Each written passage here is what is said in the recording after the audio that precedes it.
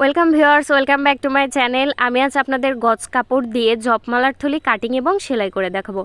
যারা একদম সেলাই কাজে নতুন তারাও কিন্তু জব মালার থলি ব্যাগটি তৈরি করতে পারবেন। তো দেখুন আমাদের মালার থলির ফিনিশিং লুক। তো চলুন সেলাই যাওয়া যাক।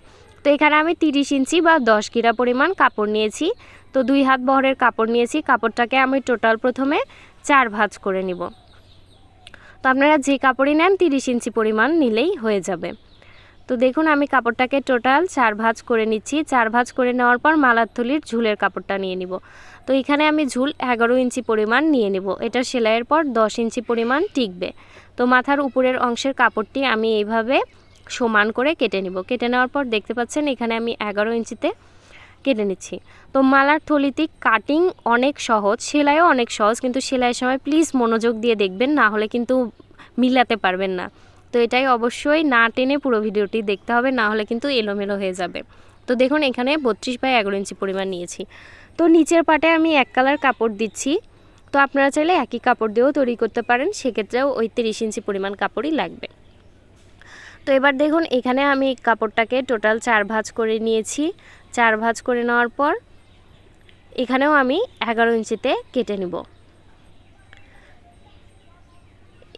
এবার ফিতার জন্য দেখুন আমি 4 ইঞ্চি করে ডবল ফোল্ডে দুইটা কাপড় কেটে নিচ্ছি। তো 4 ইঞ্চি বাই 32 ইঞ্চি পরিমাণ একটি ফিতার কাপড় কেটে নিলাম। তো ভিউয়ার্স, আমরা মালার থলির কাপড়টিকে প্রথমে এইভাবে 4 ভাঁজ করব। তারপর টোটাল দেখুন আমাদের কিন্তু 4 ভাঁজ হয়েছে। এবার 8 ভাঁজ করব। বন্ধ সাইডটি নিজের দিকে থাকবে এবং খোলা সাইডটি বাইরের দিকে থাকবে। তো আবারও খেয়াল করুন, টোটাল 8 ভাঁজ করে নিয়েছি। এবার 11-র অর্ধেক কত ইঞ্চি হয়? 5.5 ইঞ্চি। 5.5 ইঞ্চিতে আমি এইভাবে মার্ক করে নেব। মার্ক করে নেওয়ার পর দেখুন আমাদের বন্ধ সাইড থেকে এইভাবে একদম কোনা বরাবর থেকে এইভাবে আমি একটি রাউন্ড শেপ দিয়ে দিব, অর্থাৎ মালার থলির শেপ দিয়ে দিব। এবং নিচের দিকে থেকে 1 ইঞ্চিতে আমি একটি দাগ দিব। এবার 1 ইঞ্চি থেকে এখানে মালার থলির শেপটি আবার এইভাবে রাউন্ড করে দিয়ে নিব। তো এইভাবে শেপটি দিয়ে নেওয়ার পর আমরা এই অংশটিকে কেটে নিব। কেটে নেওয়ার পর এখানে কিন্তু আমাদের টোটাল 4টা পার্ট বের হবে। 8 ভাঁজ করে নিয়েছিলাম, 4টা পার্ট বের হবে। তো আবারও বলছি ভিউয়ার্স, কাটিংটা অনেক সহজ, সেলাইটাও সহজ, কিন্তু সেলাইটা কিন্তু না টেনে পুরোটা দেখতে হবে, না হলে থলির যে ফিনিশিংটা সেটা কিন্তু মিলাতে পারবেন না। তো এবার দেখুন আবার আমি এইভাবে ওই পার্টটিকে নিয়ে নিয়েছি, অর্থাৎ নিচের যে পার্টটি দিব এটাকেও আমরা 4 ভাঁজ করে নিয়েছি। তারপর আবার 8 ভাঁজ করেছি, বন্ধ সাইড নিজের দিকে এবং খোলা সাইডটি বাইরের দিকে রাখার পর উপরের পার্টটা রেখে এই মাপ অনুযায়ী আমরা দাগ দিয়ে নিব এবং এটিকে কেটে নিব। ভিউয়ার্স, আমি আপনাদের জন্য রেগুলার সেলাইয়ের ভিডিও আপলোড করে থাকি। আমার চ্যানেলের সকল ভিডিও সবার আগে পাওয়ার জন্য প্লিজ চ্যানেলটি সাবস্ক্রাইব করে পাশে থাকা বেল বাটনটি অলে ক্লিক করে দিবেন। ছোট থেকে বড়দের পোশাক যে কোনো কিছু শিখতে চাইলে অবশ্যই আমাকে কমেন্টে জানাবেন। আসলে ফিডব্যাক না পেলে ভিডিও করার আগ্রহ অনেকাংশেই কমে যায়। এবং গোপাল ঠাকুরের জামা থেকে শুরু করে ধর্মীয় যে ঠাকুরের ফটো ফ্রেমের জামা সকল কিছুই আমার চ্যানেলে রয়েছে, আমি লিঙ্ক ডেসক্রিপশনে দিয়ে দিব।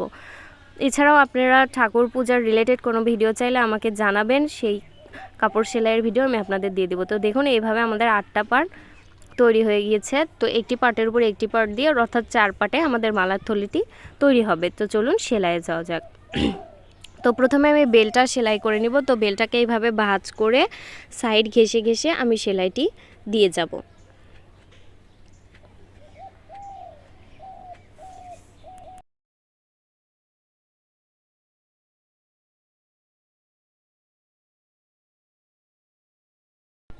তো দেখতে পাচ্ছেন আমি বেলটি সেলাই করে নিয়েছি। তো বেল্টে কিন্তু একটা সেলাই দিলেই হয়ে যাবে। তো বেল্টটি সেলাই দেওয়ার পর আমরা যেটি করব, প্রথমে 2টা পার্ট নিয়েছি, তার উপরে আবার 2টা পার্ট নিব। তো 2 সোজা দিক একদিকে রেখে আমরা এখানে সেলাই দেব। তো সেলাই দেওয়ার সময় আমরা মাথার দিকে 2.5 ইঞ্চিতে একটি চিহ্নিত করব। তো 2.5 ইঞ্চি চিহ্নিত দাগে কিন্তু আমরা কোনো সেলাই দিব না। 2.5 ইঞ্চি ফাঁকা রেখে এইভাবে রাউন্ড 1/2 ইঞ্চি করে নিয়ে আমরা শেপ দেব এবং মাথায় আমি রিপিট সেলাই দিয়ে দিব। তো রিপিট সেলাই দেওয়ার পর কামিজের যে সাইড ফাড়া সেলাই করি ঠিক সেরকম করে আমরা এখানে ভাঁজ করে মাথার সেলাইটা দিয়ে দিব। তো দেখতে পাচ্ছেন এইভাবে আমি সেলাইটি দিয়ে নিচ্ছি। তো তো আমাদের একটি পার্ট তৈরি হয়ে গিয়েছে। এবার আবার দুই সোজা দিকে একদিকে রেখে দেখুন আমি আবার কোণার সাথে কোণা মিলে রেখেছি। রাখার পর এটা কিন্তু আমাদের মালার থলিতে হাত যে দিব আমরা, তো হাতের জন্য দেখুন আমি 5.5 ইঞ্চিতে একটি দাগ দিয়েছি। দেওয়ার পর এখান থেকে আবার ফিতাটা কোণা করে ধরবো, গোল করে ধরে 5 ইঞ্চিতে একটি দাগ দেবো। দেওয়ার পর উপরের দিকে এইভাবে আমরা দাগটি দিয়ে নিব। তো আমি যেখানে চকের দাগ দিচ্ছি সেই দাগগুলোতে কিন্তু সেলাই হবে, আর যেখানে চকের দাগ দেইনি সেখানে সেলাই হবে না। তো এখানেও আমি এইভাবে রিপিট সেলাই দিয়ে নিয়েছি। রিপিট সেলাই দিয়ে নেওয়ার পর দেখুন এখানেও এই 5 ইঞ্চি বরাবর কামিজের সাইড ফালা সেলাই করার মতো করে এখানে আমরা সেলাই দিয়ে নিব। তো দেখতে পাচ্ছেন এইভাবে আমরা সাইড ঘেঁষে ঘেঁষে এখানে একটিই সেলাই দিয়ে নিব। তো মালার থলিটি বানানো কিন্তু একদমই সহজ, নতুনরাও কিন্তু তৈরি করতে পারবেন। আপনারা মনোযোগ দিয়ে ভিডিওটি দেখুন। তো এবার দেখুন এই 5 ইঞ্চিতে আমরা রেখে বাকি অংশটুকু পুরোটাই কিন্তু লাগিয়ে দেব। আগের উপরের মাথার অংশটা কিন্তু আমি লাগাইনি, এবার কিন্তু হাতের অংশটা ফাঁকা রেখে পুরো মাথার অংশটা লাগিয়ে নিয়েছি, এটা খেয়াল রাখবেন। তো যে পাশে আমি হাতের অংশটা লাগিয়েছি ঠিক ওই পাশে আবার আমি আরেকটি পার্ট লাগাবো নিচে থেকে শুরু করে। তো এবার এই পার্টে দেখুন আবার খেয়াল করবেন এখানে আবার আমরা 2.5 ইঞ্চিতে ফাঁকা রাখবো, অর্থাৎ এই 2.5 ইঞ্চিতে আমাদের সেলাইটি হবে না। এবার নিচে থেকে আমরা 2.5 ইঞ্চি পর্যন্ত সেলাই দিব। তো এখানে কিন্তু হাতার অংশটা লাগিয়েছিলাম সেই অংশে এটা লাগাচ্ছি, অপর পাশে নয়। তো দেখুন এইভাবে আমি নিচে থেকে সেলাই দিব, দেওয়ার পরে ওখানে 2.5 ইঞ্চির ওখানে গিয়ে রিপিট সেলাই দিব। এবারও ঠিক কামিজের সাইড ফাড়ার মতো করে এখানে সেলাইটি দিয়ে নিব। তো প্লিজ প্লিজ ভিউয়ার্স যারা আমার চ্যানেলে নতুন ভিডিওটি দেখছেন তারা প্লিজ প্লিজ চ্যানেলটি সাবস্ক্রাইব করবেন, আর যারা অলরেডি সাবস্ক্রাইব করেছেন তাদেরকে অসংখ্য ধন্যবাদ, কারণ আমার চ্যানেলটি সাবস্ক্রাইব করলে আমার চ্যানেলের সকল ভিডিও সবার আগে আপনাদের কাছে পৌঁছে যাবে।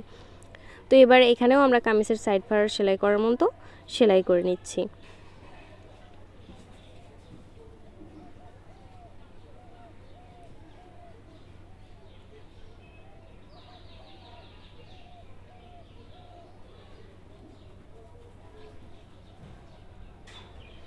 আপনারা নিজেরাও চেষ্টা করবেন 2 মালা হলেও জব করার এবং অপরকে মালা জব করতে উৎসাহিত করবেন।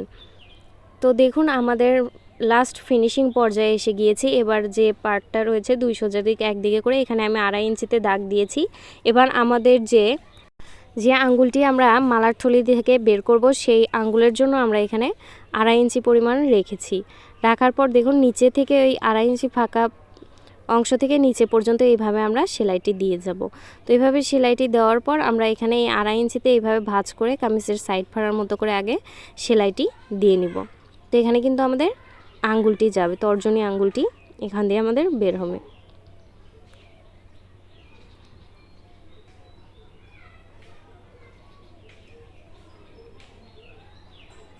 তো এখানে আমি সেলাই করার পর দেখুন আমরা নিচের থেকে আবার ফিনিশিং লুকটা ভালো করার জন্য নিচের দিকে আবার একটু সেলাইটা দিয়ে দেব। তো এখানে রিপিট সেলাই দিয়ে নিচে পর্যন্ত আবার একটু সেলাই দিয়ে নেব, এতে করে ফিনিশিং লুকটা অনেক ভালো আসবে। তো বাড়তি অংশটুকুকে এইভাবে কেটে নিব।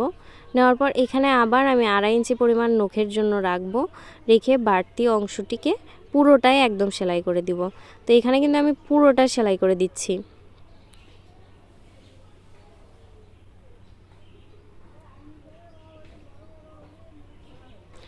তো আবারও বলছি ছোট থেকে বড়দের পোশাক বা ধর্মীয় যে কোনো কিছু শিখতে চাইলে পোশাকের ভিডিও, গোপাল ঠাকুরের জামার ভিডিও, সকল কিছু শিখতে চাইলে অবশ্যই আমাকে কমেন্টে জানাবেন, আমি আপনাদের সেটির ভিডিও আপলোড করে দেবো। তো মালার থলিটি কিন্তু আমাদের কমপ্লিট। এবার জাস্ট আমরা ফিতা লাগাবো।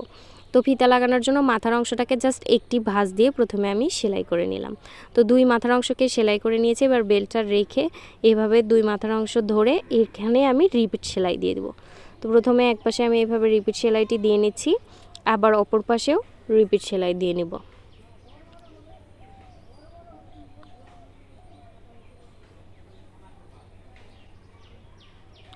ভিডিওটি ভালো লাগলে অবশ্যই একটি লাইক দেবেন এবং বন্ধুদের সাথে শেয়ার করতে একদমই ভুলবেন না, এবং কমেন্টে আমাকে অবশ্যই জানাবেন। এবার দেখুন ফিতার অপর অংশটিকেও আমি এভাবে রিপিট সেলাই দিয়ে লাগিয়ে নিব।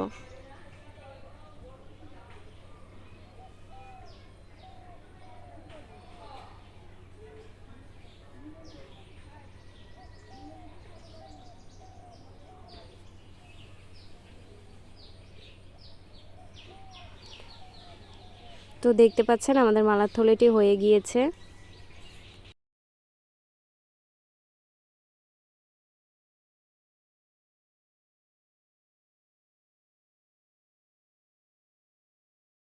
আমি সাক্ষী মালা লাগিয়ে নেব। তো এই সাক্ষী মালাটিও আমি নিজে তৈরি করেছি বাড়িতে। আপনারা চাইলে অবশ্যই আমাকে কমেন্টে জানাবেন, তাহলে আমি সাক্ষীর মালাটিও আপনাদের বানিয়ে দেখাবো। তো ভালো থাকবেন, সুস্থ থাকবেন, মালা জপ করবেন। রাধে রাধে। ধন্যবাদ এতক্ষণ সঙ্গে থাকার জন্য।